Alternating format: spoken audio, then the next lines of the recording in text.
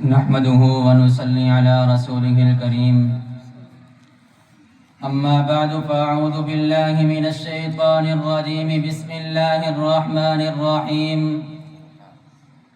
يا أيها النبي حرض المؤمنين على القتال وقال الله تبارك وتعالى في مقام آخر كتب عليكم القتال صدق الله العظيم وقال النبي صلى الله عليه وسلم من مات ولم يغز ولم يحدث به نفسه مات على شعبة من نفاق او كما قال صلی اللہ علیہ وسلم۔ کتاب سادہ رہے گی کب تک، کبھی تو آغاز باب ہوگا۔ کتاب سادہ رہے گی کب تک، کبھی تو آغاز باب ہوگا۔ جنہوں نے بستیاں اجاڑ ڈالی کبھی تو ان کا حساب ہوگا۔ سکوت صحرا میں بسنے والوں ذرا رتوں کا مزاج سمجھو، جو آج کا دن سکون سے گزرا تو کل کا موسم خراب ہوگا۔ سحر کی خوشیاں منانے والوں سحر کے تیور بتا رہے ہیں، ابھی تو اتنی گھٹن پڑے گی کہ سانس لینا عذاب ہوگا۔ وہ دن گئے کہ جب ہم ہر ایک ستم کو آدائے محبوب کہہ کے خوش تھے، اب آئے گی ہم پہ اینٹ کوئی تو پتھر اس کا جواب ہوگا۔ سامعین ذی وقار، حضرات علماء کرام، میں کوئی عالم دین نہیں ہوں، میں ایک ادنا سا طالب علم ہوں، اور اپنے اساتذہ کی اجازت سے آپ حضرات کے سامنے چند منٹ کی حاضری دینے کا شرف حاصل کر رہا ہوں۔ میرے دوستو، میں نے قرآن مجید کی 2 آیتیں آپ حضرات کے سامنے تلاوت کی۔ اللہ تبارک و تعالی نے قرآن مجید میں ارشاد فرمایا، کتب علیکم القتال، کہ مسلمانوں میں نے تم پر جہاد کو فرض کر دیا۔ جس طرح تم پر نماز فرض ہے، روزہ فرض ہے، حج فرض ہے، زکوٰۃ فرض ہے، اسی طرح جہاد بھی فرض ہے۔ رب تعالیٰ نے فرمایا، اپنے نبی صلی اللہ علیہ وسلم کو حکم فرمایا، یا ایھا النبی حرض المؤمنین علی القتال، کہ اے نبی مومنین کو قتال پر ابھاریے، ان کو کھڑا کیجئے۔ میرے پاک پیغمبر صلی اللہ علیہ وسلم نے صحابہ کرام کو جہاد کی دعوت دی۔ ہاں، امت نے آج اس جہاد کو بھلا دیا، امت نے آج اس جہاد کو چھوڑ دیا، اکثریت امت آج اس سے چھوڑ بیٹھی ہے۔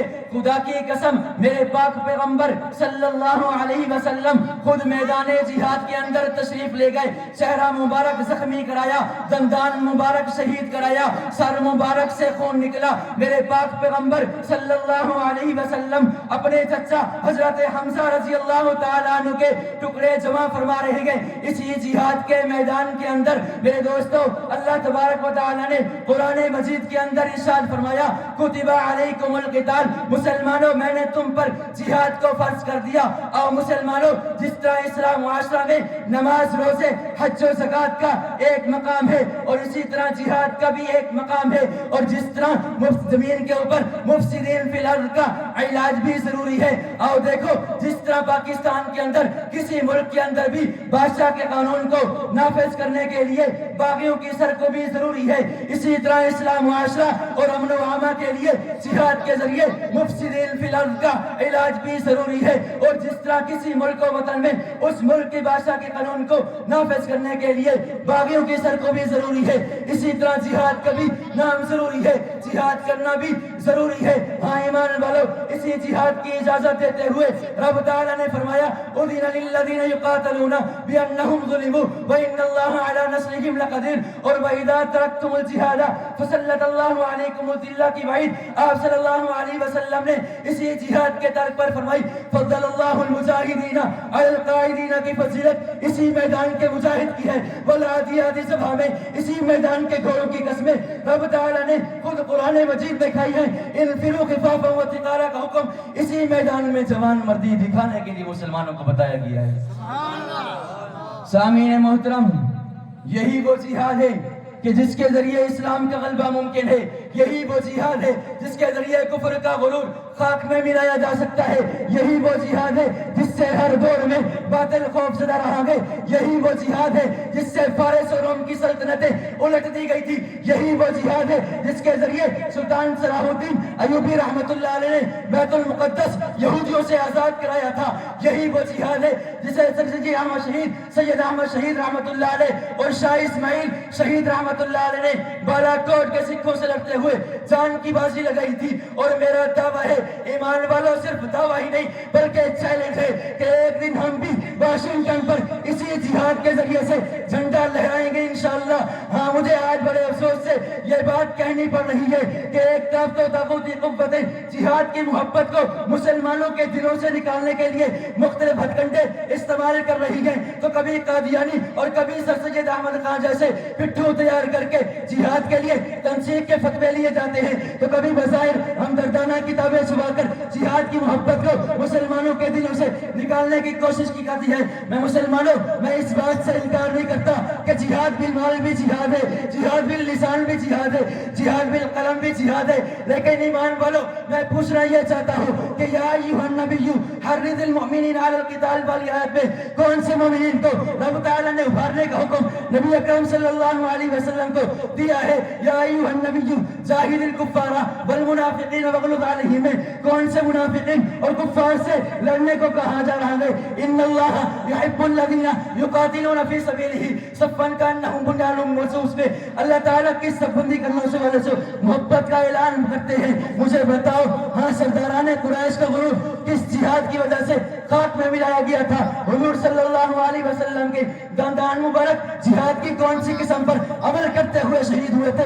منکرین زکات اور مرتدین کے خلاف حضرت ابوبکر صدیق رضی اللہ تعالیٰ عنہ نے کون سے جہاد کا علم بلند کیا تھا؟ ہاں, حضرت عمر رضی اللہ تعالیٰ عنہ نے لاکھوں مربع میل تک اسلامی حکومت کس جہاد کے ذریعے سے پھیلا دی تھی؟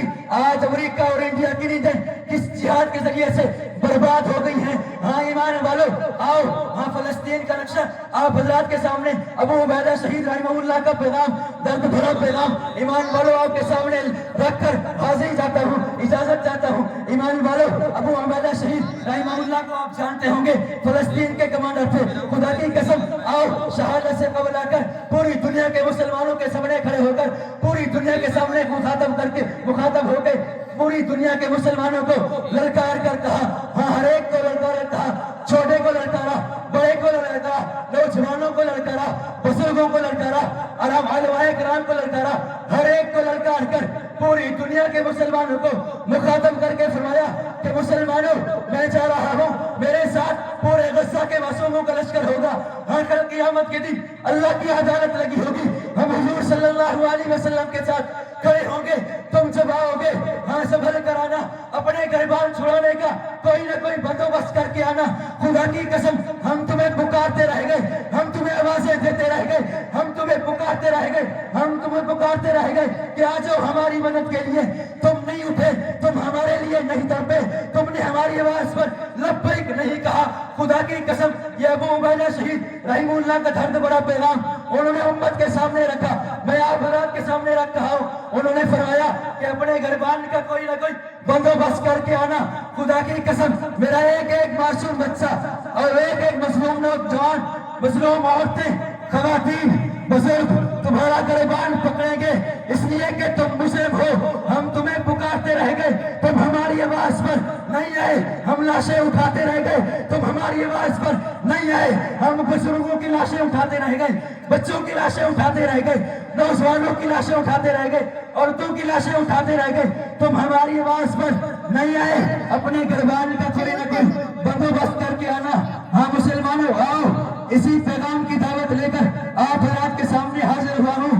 آؤ, آج بھی جیش محمد کا پلیٹ فارم کھلا ہے, آؤ اس لشکر میں شامل ہو کر جیش محمد کا حصہ بن کر اس جماعت میں شامل ہو کر اور مولانا محمد مسعود حسن حفظہ اللہ کے ہاتھ پر بیعت علی جہاد کر کے دشمنان اسلام کو بتا دو, دشمنان اسلام کو یہ بتا دو کہ ہم محمد عربی صلی اللہ علیہ وسلم کے غلام ہیں, ہم ایک رب کو ماننے والے ہیں, ہم ایک رسول صلی اللہ علیہ وسلم کے امتی ہیں, ہماری کتاب ایک, نبی ایک, ہم ایک رب کو ماننے والے ہیں.